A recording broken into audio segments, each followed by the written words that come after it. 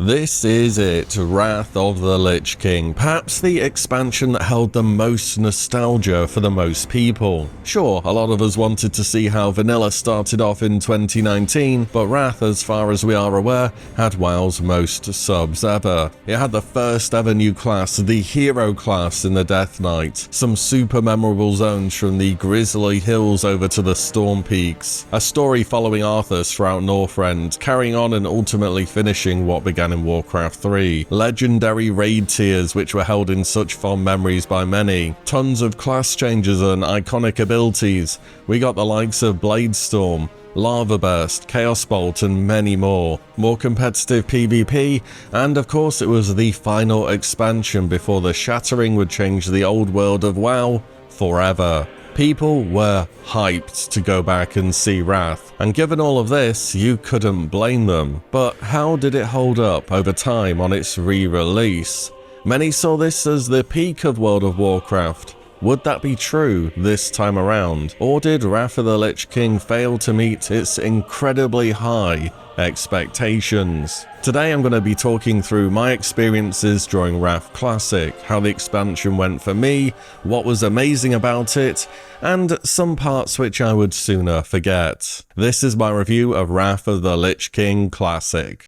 But first, a quick word from today's sponsor, Boot.dev. Boot.dev gives ambitious, self-motivated individuals the tools to get fully on board with the Python and Go programming languages. What sets it apart is that it treats this learning process as if it were an RPG with goals, experience, and achievements. This both allows you to stay engaged with the topic you're on and to keep track of your progression. Boot.dev believe in hands-on learning, and one of the main things they want to get you doing is writing tons of your own code, so you really get an understanding of what exactly works and why. Of course, taking on loads of new information like this and understanding new principles is very daunting at first, but Boot both has an AI tool to help you understand what you're doing, as well as an active Discord community if you are really stuck. And at the end of the day, you can always check out the answer in full, so next time you can build on your knowledge and improve. Boot.dev could very well be the start of a long career,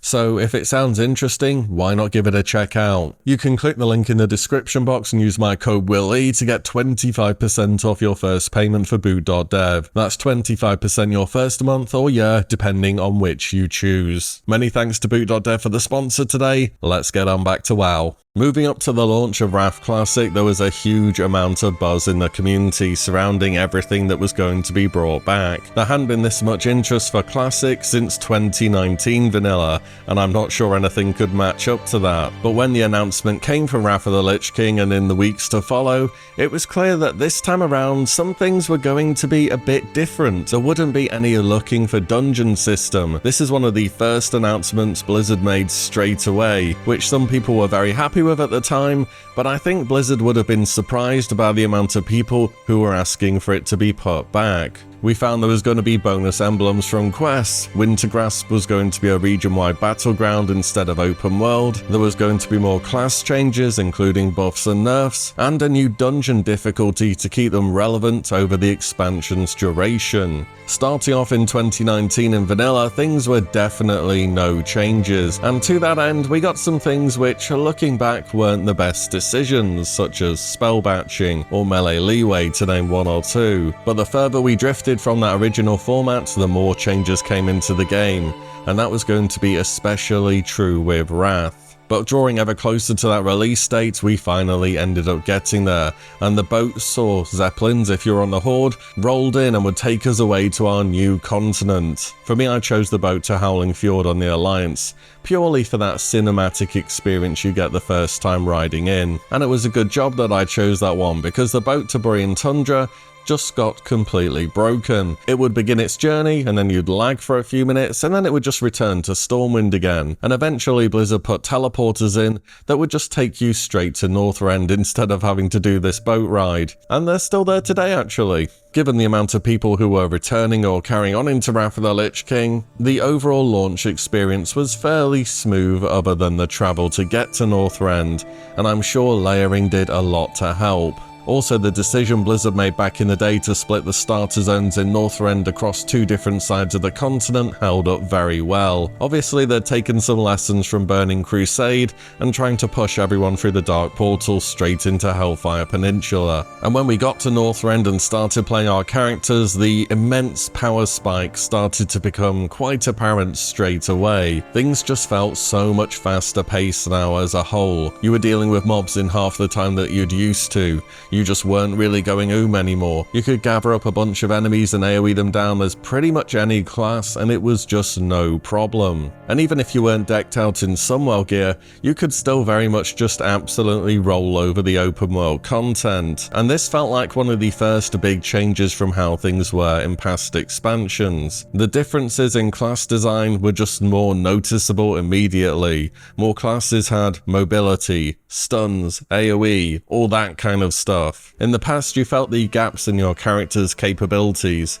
Sometimes you weren't so good on AoE, so you couldn't deal with lots of little mobs. Maybe if you got into a bad situation, you couldn't heal and needed to play more carefully. That just tended to become less and less of the case throughout Wrath. Not that it's necessarily a bad thing for me, but it's just something which really was very apparent. As for me leveling up, I decided to go the vanilla approach, if you would. I just did questing. Back at the start of TBC, I sat in slave pens, slaving away for hours leveling up. I decided I didn't particularly want to do that again for Wrath of the Lich King. And questing the first time through was good, for the most part. In fact, on my Warlock the first time leveling, I did all the way to Lawmaster straight away. Now there were a few bottleneck quests, sure. I don't know how this looked on the Horde side because you guys would have had a different experience, but Alliance players, you know that quest in the prison of Winterguard Keep with the roleplay, which a Blizzard developer had clearly designed with one person to hand it in every 3 or 4 minutes? Probably not the best idea, that. What I will say about questing is, oh man, vehicle combat. It just felt so overused when you just kept running into them again and again. And some quest items just had bizarrely long cooldowns. If there's a quest where I need to do something 10 times, and the thing that I need to do are all bunched together near me, but the quest item has a 15-second cooldown, I just have to ask, why? Why was this a decision that was made and kept in the game? As for vehicle combat, this is a real criticism of Wrath through and through. You can tell back in the day Blizzard got all this vehicle-related stuff working, and they were so eager to show it off, and it's just a part of pretty much every aspect of the game. You've got tons of vehicle quests while you're, questing.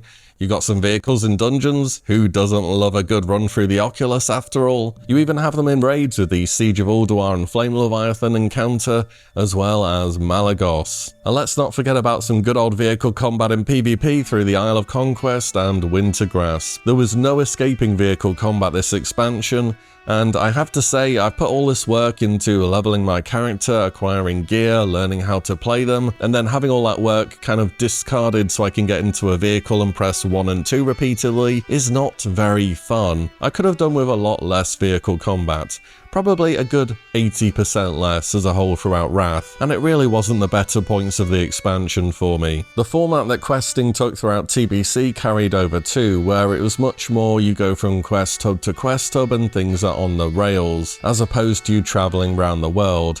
Now this really is a symptom of just having a smaller world, and things being generally a little bit more linear. This meant that you could pick the questing hubs you prefer and skip zones you didn't like so much, such as that whole Drakuru quest hub in Zuldrak. I mean, yeah, I did them once and it was kind of fun, but I don't know why I made myself do that on alts. As a big fan of questing throughout the game and leveling different classes, I would say the first few times throughout Wrath of the Lich King's experience was pretty fun, but it did begin to drag on a bit after that. All that said, they did add the Joyous Journeys 50% XP buff into the game later on, so I did end up leveling every class after all. But eventually on my main, of course, I hit level cap and we began on the end game. Blizzard also delayed the release of Tier 7 a bit, just so you didn't have to sweat through leveling too much. You could take your time a bit more, get Lawmaster, like I did. You could work on your reputations, your prebis, your professions, all of that good stuff in advance of the raid tier. And they're doing this for Cataclysm as well, by the way, which I think is nice to have a bit of a delay. In Wrath of the Lich King, we also had no achievements, unlike TBC as well. Well, I guess we had one for Algalon, but we'll get onto that later. So it was very fast and very easy easy to get into raiding content, and heroic dungeons were super tuned down from how they were in TBC2, even though we didn't have the looking for dungeon system. We did, however, eventually get the new Titan Rune dungeons, which were aimed at keeping heroics relevant throughout the expansion, and were, I think, a successful experiment. They were pretty simple in what they did. They just buffed enemies' health and damage by a bunch,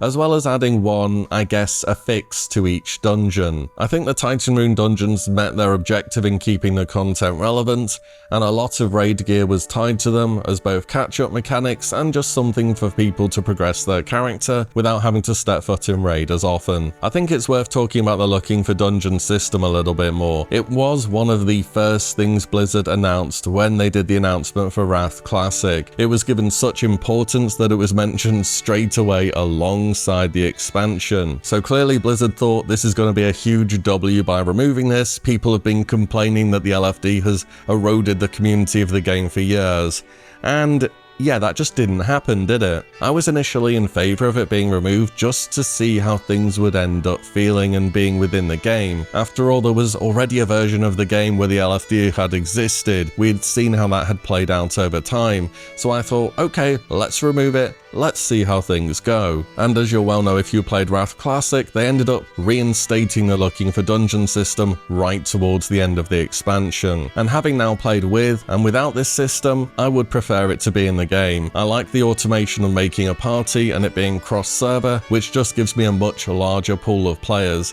In fact, that's my favourite thing about it. It just makes putting groups together way easier. I'd still be okay if we needed to travel to the dungeons. I don't think that's a huge deal for me, and it would get people out of sitting in capitals, but as it is in Wrath, it seems fine. At the end of the day, some content, whilst needing a group, can't reasonably be failed unless you get an absolute disaster group, so in this case I don't really mind who I'm running the dungeons with, so long as I can find them, and that is what the LFD does for me. But moving on from dungeons, the main point that people often look forwards to in an expansion for World of Warcraft is the raiding, and raiding was a wild ride in Wrath, so let's talk about that. We started off with Tier 7, a revisit to Naxxramas, Malygos in the Eye of Eternity, and Sartharion with its variable difficulties. We had the new 10 and 25 player raid systems, with 10 having easier difficulty and worse loot, and then 25 being upgraded. Tier 7 for me was carried hard by interesting class updates more so than the content on offer. I and plenty of people by this point had done a lot of Naxx in vanilla or classic, whatever you want to call it, which was completely contrary to how things went originally. Back in the day, a tiny amount of the player base had done this content. These days, I think quite a sizable portion of them had, so it being re-released just didn't capture that same level of hype again. Malygos was just kind of a forgettable fight, and it featured vehicle combat, of course. In fact, Malygos kinda got done dirty. An entire dragon aspect killed off in one of the least memorable raids there's ever been. Sartharion was the highlight of Tier 7 for me though. You could clear the drakes at the side of the boss encounter, or leave them up to increase the encounter's difficulty and earn better loot, amount, and titles. This was really the first testing ground for a hard mode encounter. But not long after Tier 7, we had Tier 8, one of the most hyped up raids of all time, Ulduar.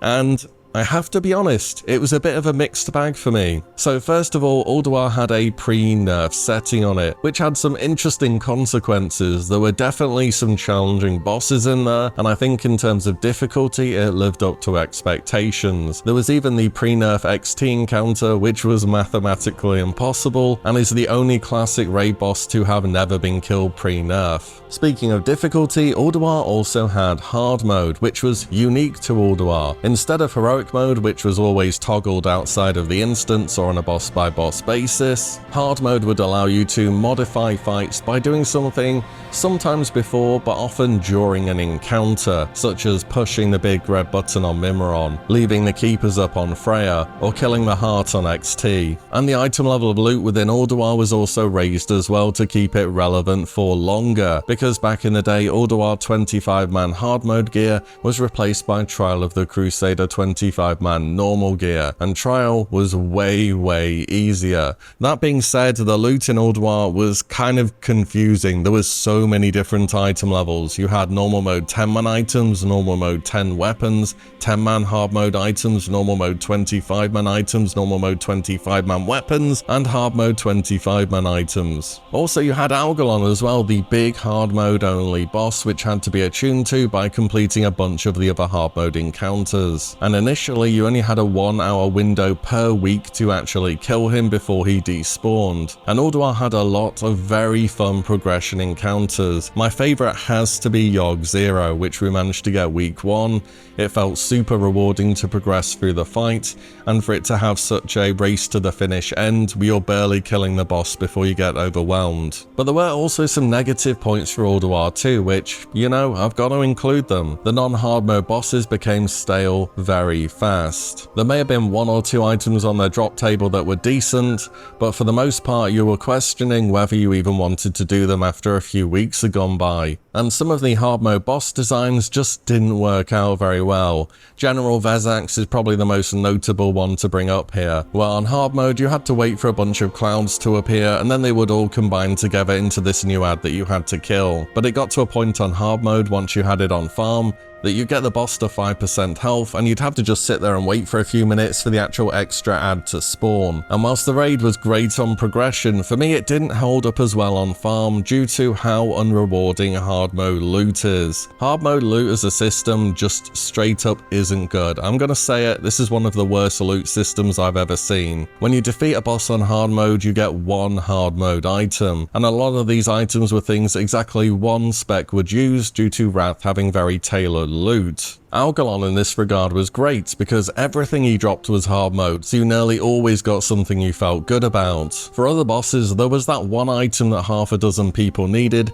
and it would just never drop. Yes, I'm talking about Flare of the Heavens. Also, 10-man hard mode was on a separate lockout and contained different BIS items, so some classes felt as though they needed to go do 10-man in addition to 25-man to get the best possible items. Later, Blizzard will put the 10-man hard mode items on a vendor, and you could obtain them through Titan Rune dungeons, so I can only assume that 10-man hard mode BIS ended up not being terribly popular. Also, tier sets were not given an item level increase unlike all the off-piece gear, so they were not overall as impactful unless your tier set bonus was crazy for some reason. In retrospect, if Blizzard put an upgrade token on each hard mode boss that made it so your tier would go to the same item level as hard mode gear, the raid would have been much more fun to go and farm. This would be the same system as what works in ICC for upgrading gear, but it worked well enough for that, and it would mean you would at least get something when you kill a hard mode boss. Ulduar also went on and on, probably for a little bit too long, and it also saw a rapid and consistent drop off of players each week. We had already experienced difficult raids before in Classic, such as Tier 5 or the Sunwell, but Ulduar, as expected, was on a whole other level, and it seems for the most part Classic players just aren't here for the difficulty so much as the ability to farm a raid with good gear and playing fun classes. Thematically, how the raid is laid out, the music within the raid, all these things were incredible. The progression was a lot of fun, but Ulduar on farm, its duration and hard mode gearing did let it down a bit for me. And then Trial of the Grand Crusader popped up, which has to be one of the least rated raid tiers of all time. And coming after Ulduar, honestly, it exceeded expectations, which I never expected.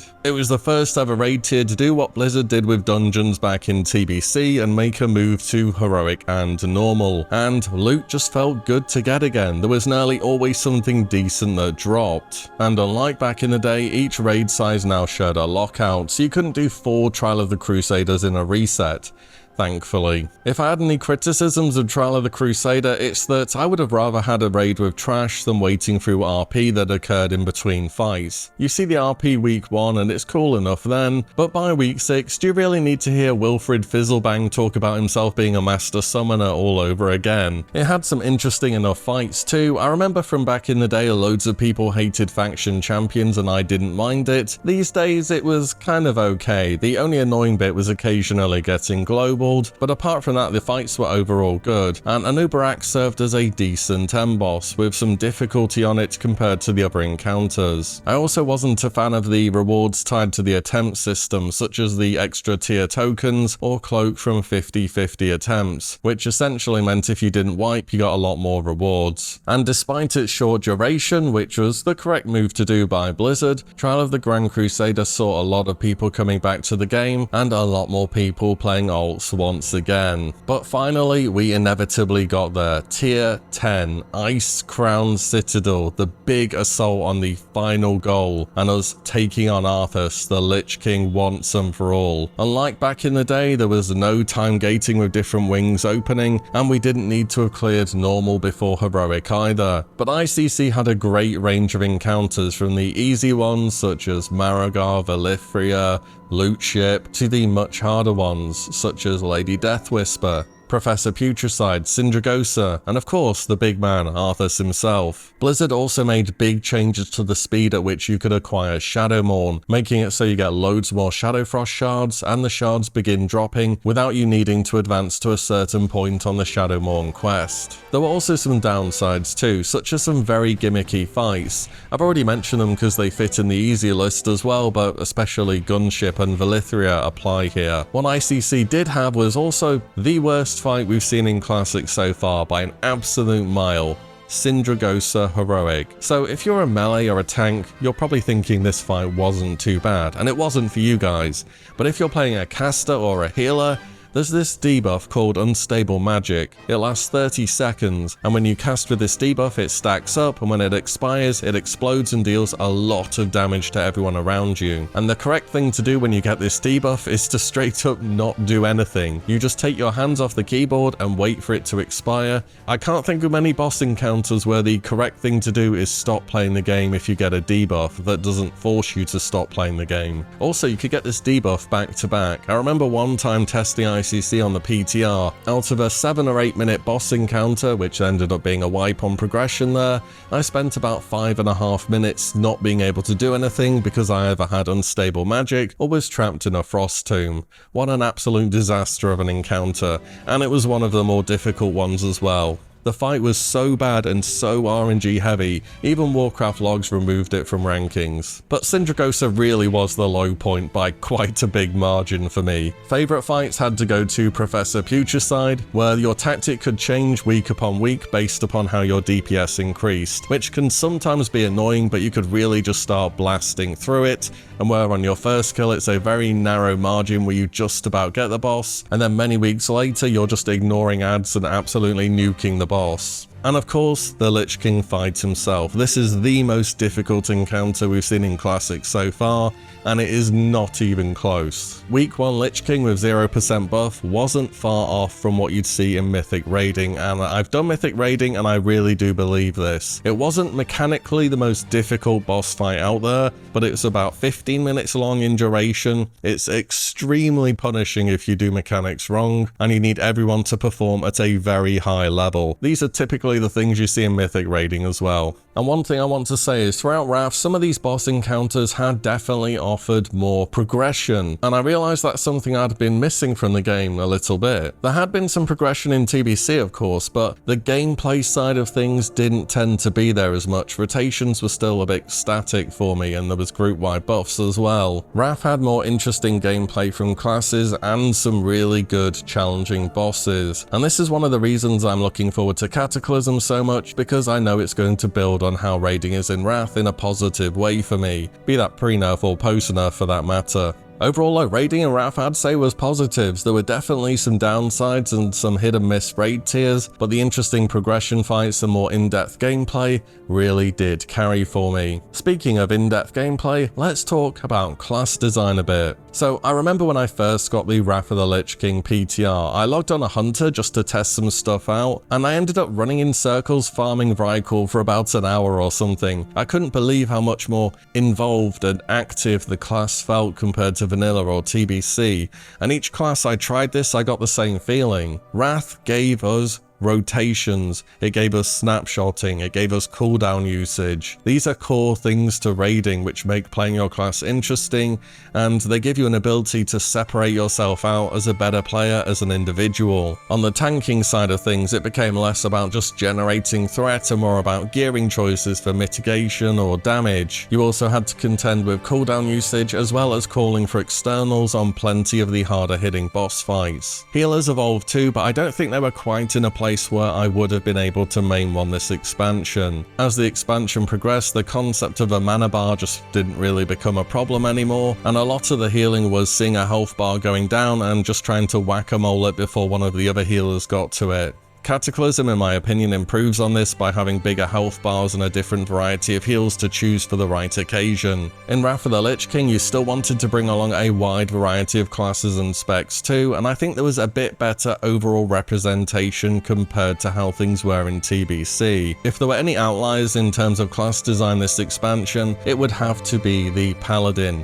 Having 2 raid-wide cooldowns in Aura Mastery and Divine Sacrifice was just kind of overpowered. We all knew it from the start, but yeah, it was overpowered. And Protection Paladin was just kind of the best tank by a big margin. Having Ardent Defender automatically proc when you take lethal damage every 2 minutes, which is basically cheat death on a tank, was just crazy overpowered, and this was a buff that was made to the Paladin quite late on into Wrath, and we got to play the whole expansion with that. And as mentioned earlier, we had some class changes too, and Holy Death Knights got nerfed. You may remember early on in the expansion they would stack crazy amounts of haste and their gargoyle would just start machine gunning bosses. Retribution Paladins and Feral Druids were also buffed prior to Icecrown Citadel, and during that final raid they sure did enjoy those buffs a lot. Hunter also got a brand new ability in Trap Launcher, and I played a Hunter early on in Wrath, and I would have loved to have had this ability from the very start. On a Hunter, your explosive trap did a lot of damage, and you had to run and put it under enemies for it to take effect. The thing is, Blizzard just, well, they didn't design bosses with a class in mind that had a minimum ranged attack range, so often you'd have to go right underneath the boss to drop your trap, and then run some 15 to 20 yards away before you could start shooting again. I remember every dragon boss, especially Malagos and Sartharian in Phase 1,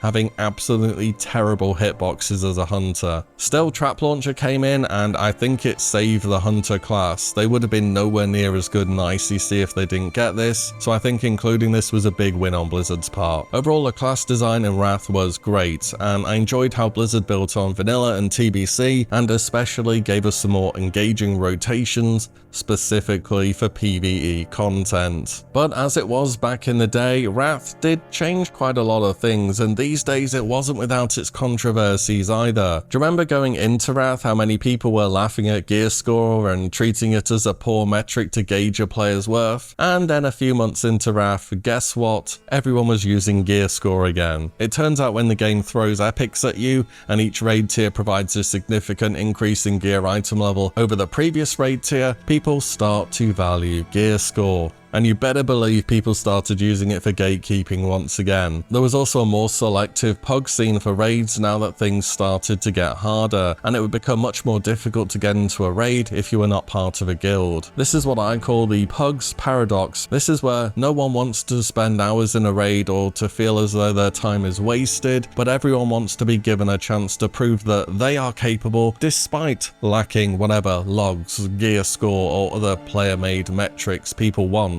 Also, the GDKP scene gained a lot of popularity in Wrath because there were so many powerful items which could carry you through entire raid tiers. I felt as though Wrath had the most GDK activity so far, which is a subject that definitely divides players. I have to say, going into Cataclysm outside of guild runs, I think GDKP is going to be more or less the only way to reasonably clear full heroics. In fact, I think this is already the case in ICC. People don't want to put the effort into creating soft reserve or hard reserve runs, only to lose items to somebody they won't see again, and not getting anything out of it to boot. For me, even though I've historically been against GDKP, they're just way too ingrained in the game right now. It's interesting to see its effects now it's been removed in Season of Discovery, but I think it's so established it would be detrimental at this point to try and remove it. In fact, in Kata, if I had an ult that I wanted to get through raid content, even I'd run GDKPs now, because I believe soft reserve runs, which will be capable of clearing heroics, will just be incredibly rare. And of course, we had a bit of a surprise in Wrath, didn't we? Around the Trial of the Grand Crusader patch,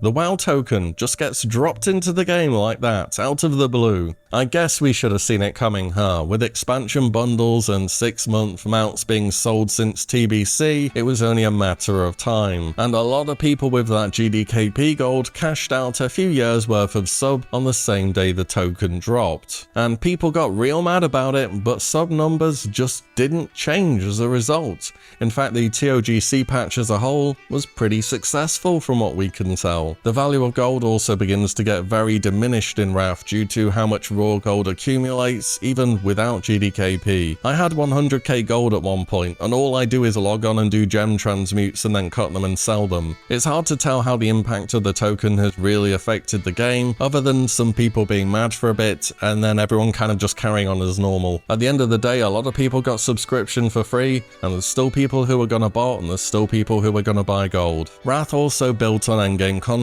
too and brought more new things to do other than just raid or PvP, which is one of the problems I had with TBC. It brought achievements into the game which also had mounts, titles, pets, and other bonuses tied to them. There was a lot more daily stuff, whatever you may think about that, such as the Argent Tournament grounds. Wintergrass was changed to be more like a battleground. This was a good decision in my opinion. The servers were way too unbalanced faction-wise to create any meaningful Wintergrass PvP, so this kind of had to happen. And our characters started to become powerful enough now to go and solo old content. And this time around in Wrath Classic, well, if you expected Kata to come at one point, you knew Transmog was going to be in the game, so you could start to go and solo old things or go and collect mounts or whatever it may be. Wrath also lived up to one of the things it did back in the day in that it was a super alt-friendly expansion. If you wanted to try something new, you could catch up in a week or two. There were no achievements, no days and days of leveling. We had the Joyous Journeys effect, we had heirlooms, eventually we had the LFD. It was real easy to get into a new character during Wrath. I still think the expansion was a bit lacking on non-raid content for me though, and I think Kata is in a bit of a similar spot too. For me, it wasn't really till Mists of Pandaria that WoW got a lot of horizontal content through things such as the Brawlers Guild,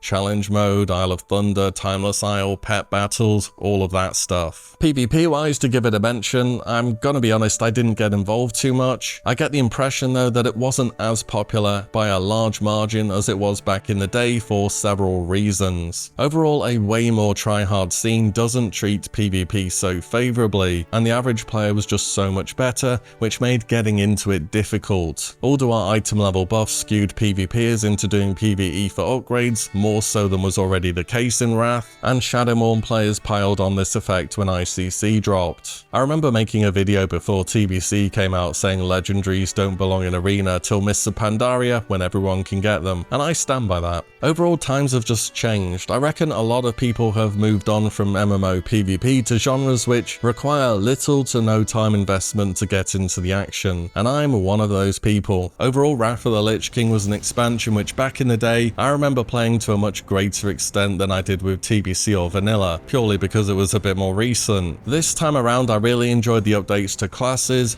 and us having proper rotations in PvE rather than just pressing one button. The raiding was kind of hit and miss as a whole, but the good progression-based encounters were a high point for me. I don't think Ulduar quite lived up to its expectations. That might be a hot take. I didn't do it back in the day either. I missed out on this tier somehow, and I was glad to see a move to heroic and normal raiding, and I thought that was a good thing, and I'm glad they stuck with that format until we ended up getting Mythic sometime later. There were more things to do in Wrath as a whole, but I felt as though the majority of the content was still go do the raid or go to Arena. And Wrath was ultimately more of a turning point than people may care to say about it. We had faster paced class design with more cooldowns, mobility and interrupts. It's super easy to catch up, and there was a lot of casual content which could be accessed through lobbies. There was different raid difficulty levels, which was a new thing too, and there was the beginning of seasonal gear, with each new patch replacing the old one. They did try to change Ulduar to combat this to some extent, but by the time Trial of the Crusader rolled around, I think people were ready to move on. There's very little, if any, reliance on resources as a non-healer. You can just pull stuff and AoE it down in the open world and in dungeons. There's tons more daily content, and Blizzard clearly just wanted you to blast through the old content with heirlooms in the LFD and get onto the new and shiny stuff in Wrath. There are plenty more changes too, but those are just a few that come to mind when compared to vanilla or TBC. Overall, I feel as though I'm coming to the same conclusion which I did towards the end of TBC. I had a good time this expansion, but it's not one which I'll be looking to replay anytime soon. Who knows what the future holds though. TBC and Wrath of the Lich King do not have any error servers at the moment, but seeing how there's been a big rise in interest for TBC recently, I wouldn't be surprised if one day we do see Blizzard re-release Wrath of the Lich King in one format or another. Wrath of the Lich King as a whole was a great expansion, but for me, was it the peak of World of Warcraft and the greatest thing this game's ever seen? I don't think I could give it that title. Maybe it was back in the day, but on its re-release, there were some things which I really liked, and some things which I didn't like so much. But those are just my impressions of the game having played through it. How did you find Wrath of the Lich King? Did you play it back in the day? Are you a new player? What was good about it for you? And what missed the mark? Let me know in the comments down below. And, as always, thank you all so much for watching and listening in. And I'll see you on the next one very soon.